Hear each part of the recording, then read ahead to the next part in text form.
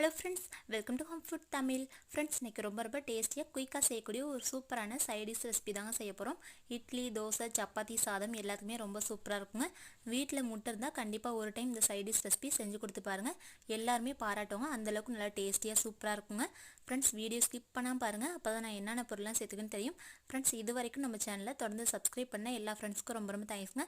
நம்ம சேனலில் புதுசாக பார்க்குறவங்க சப்ஸ்கிரைப் பண்ணிக்கோங்க. இப்போ இந்த டேஸ்டியான சைடிஷ் ரெசிபி பண்ணுறதுக்கு தேவையான அளவுக்கு முட்டை வந்து வேக வச்சு எடுத்துக்கலாங்க. இப்போ இந்த முட்டையை இதுமாரி கத்தியில் நல்லா கீறிட்டு எடுத்துக்கலாங்க. எப்போவுமே முட்டை வந்து வேக வைக்கும்போது கொஞ்சமாக சமையல் எண்ணெய் வந்து நம்ம ஊற்றிட்டு அந்த முட்டை வேக வைக்கும்போது அந்த ஓடு உரிக்கவும் ஈஸியாக இருக்கும். இந்த மாதிரி அந்த வெள்ளைக்கரு வந்து உடஞ்சி போகாமல் நல்லா முழுசாக இருக்குங்க.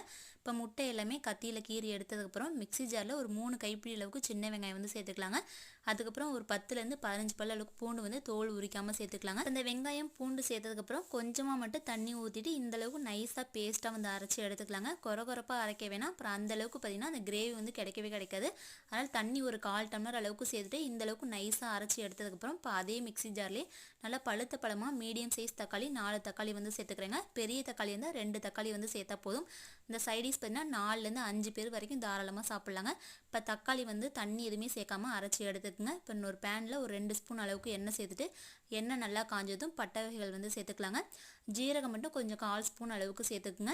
இப்போ காரத்துக்கு ஏற்ற மாதிரி பச்சை மிளகாய் வந்து சேர்த்துக்கலாங்க. நான் 4 பச்சை மிளகாவை நல்லா சின்னதாக கீறிட்டு சேர்த்துருக்கேன். அதுக்கப்புறம் ஒரு கொத்தளவு கருவேப்பிலை சேர்த்துட்டு அந்த பச்சை மிளகாய் லேசாக கலர் மாதிரி வர அளவுக்கு வதக்கி எடுத்துக்கலாங்க. இப்போ பச்சை மிளகாய் லேசாக கலர் மாதிரி நல்லா வதங்கி வந்ததும் ஏற்கனவே நம்ம சின்ன வெங்காயம் பூண்டு போட்டு அரைச்சி எடுத்து வச்சோம் பாருங்க, அந்த பேஸ்ட் வந்து சேர்த்துட்டு கொஞ்சமாக வந்து பெருங்காயத்தூள், தேவையான அளவுக்கு கல்லுப்பு சேர்த்துட்டு இந்த வெங்காயத்தை நல்லா வதக்கி எடுத்துக்கலாங்க.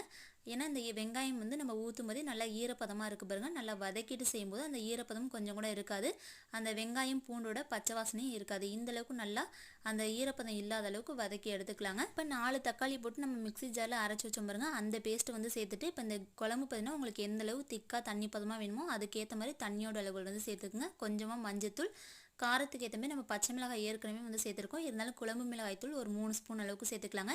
இட்லி, தோசை, சப்பாத்திக்கு செய்கிற மாதிரி தான் அந்த பச்சை மிளகாயோட காரமே போதும். சாதத்து கூட சாப்பிட்ற மாதிரி தான் குழம்பு மிளகாய் தூள் வந்து அதாவது உங்கள் ஃபேமிலியில் எந்த அளவுக்கு நல்லா காரம் சாப்பிடுவாங்களோ அதுக்கேற்ற மாதிரி குழம்பு மிளகாய் தூள் வந்து சேர்த்துக்கலாம். குழம்பு மிளகாய் தூள் சேர்க்க விருப்பம் இல்லைன்னா அதுக்கு பதிலாக சிக்கன் மசாலா வந்து சேர்த்துக்கலாங்க. இப்போ இந்த குழம்பு மிளகாய் தூளோட பச்சை வாசனை போகிற அளவுக்கு நல்லா வந்து கொதிக்க வச்சு எடுத்துக்கலாங்க. இந்தமாதிரி நல்லா கொதிச்சு வரும்போதே முட்டை வந்து சேர்த்துக்கலாங்க. அப்போ தான் அந்த ஃப்ளேவர் எல்லாமே அந்த காரம் உப்பு எல்லாமே சரியாக அந்த முட்டையில் வந்து இறங்கும். இப்போ ஒரு மூடி போட்டு மூடி வச்சுட்டு இந்த குழம்பு வந்து கொதிக்க வச்சு எடுத்துக்கலாங்க. அடுப்பை ஹை ஃப்ளேமில் வச்சுட்டு கொதிக்க வைக்கிறதுனால இந்த குழம்பு எல்லாமே அடுப்பு மேலே வந்து சேர்ந்தும். இந்தமாரி ஒரு மூடி போட்டு மூடி வச்சிட்டோம்னா சீக்கிரமாக நல்லா கொதிச்சு வந்துடும். அந்த குழம்பு மிளகாயத்தோட பச்சை வாசனை எல்லாமே வந்து போயிடும். இப்போ இந்த அளவுக்கு இந்த குழம்பு வந்து நல்லா கொதிச்சு வந்ததும் வீட்டில் கொத்தமல்லி தழை இருந்தால் கொத்தமல்லி தழை கொஞ்சமாக தூவிட்டுனா நல்லா கமன்னு சூப்பரான டேஸ்டியான முட்டை குழம்பு வந்து ரெடி ஆயிருங்க. இந்த மெத்தடில் ஒரு டைம் முட்டை குழம்பு வச்சு கொடுத்து பாருங்கள், வீட்டில் இருக்கவங்க எல்லாருமே வந்து பாராட்டுவாங்க. நம்ம வந்து எப்போதுமே வெங்காயம் தக்காளி வதக்கி செய்யும்போது அந்த குழம்பு செய்யறதுக்கும் லேட் ஆகும், அப்புறம் நிறையா வந்து தக்காளி வந்து சேர்க்குற மாதிரி இருக்கும், ஏன்னா கிரேவி வந்து பத்தாத மாதிரி இருக்கும்.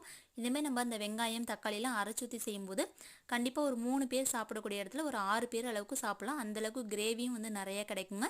கம்மியான அளவில் அந்த வெங்காயம் தக்காளிலாம் சேர்த்துட்டு நிறைய கிரேவி வர மாதிரி இந்த குழம்பு வந்து ரெடி பண்ணலாம். இப்போ இந்த முட்டை குழம்பு பார்த்தீங்கன்னா நம்ம சின்ன வெங்காயம் சேர்த்து ரெடி பண்ணால டேஸ்ட்டும் பார்த்தீங்கன்னா நல்லா சூப்பராக இருக்கும். சின்ன வெங்காயம் சேர்த்து நம்ம சமையல் வந்து செய்யும்போது எதிர்ப்பு சக்தியும் வந்து நிறையா கிடைக்கும். ஒரு சில சின்ன குழந்தைங்க பெரியவங்க எல்லாருமே பார்த்தீங்கன்னா அந்த வெங்காயத்தை வந்து எடுத்து தனியாக வச்சுட்டு அப்புறம் தான் மற்ற எல்லாமே வந்து சாப்பிடுவாங்க. அந்த வெங்காயம் வந்து சாப்பிட்றதே பிடிக்காது.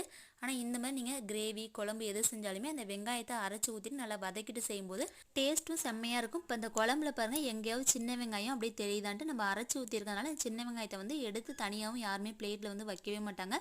அவங்களுக்கும் பார்த்திங்கன்னா எதிர்ப்பு சக்தி வந்து கிடைச்ச மாதிரி இருக்கும். ஏன்னா ஒரு சில குழந்தைங்களுக்கு அடிக்கடி ஃபீவர் இந்த மாதிரி இருமல் தொல்லை இது மாதிரிலாம் இருக்கும் பாருங்கள். இந்தமாரி சின்ன வெங்காயம்லாம் சேர்த்து நீங்கள் சமைச்சு கொடுக்கும்போது கண்டிப்பாக பார்த்திங்கன்னா அவங்களுக்கு ஃபீவர் வந்து அடிக்கடி வரவே வராது. ஃப்ரெண்ட்ஸ், இதே மெத்தடில் நல்லா டேஸ்டியான முட்டை குழம்பு செஞ்சு சாப்பிட்டு பாருங்கள். இட்லி, தோசை, சப்பாத்தி, சாதம் எல்லாத்துக்குமே நல்லா சூப்பராக இருக்குங்க.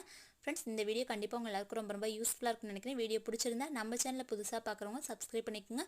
உங்கள் ஃப்ரெண்ட்ஸ் எல்லாருக்கும் நிறைய பேர் ஷேர் பண்ணுங்கள், அவங்களுக்கும் ரொம்ப யூஸ்ஃபுல்லாக இருக்கும். Okay friends, thank you so much.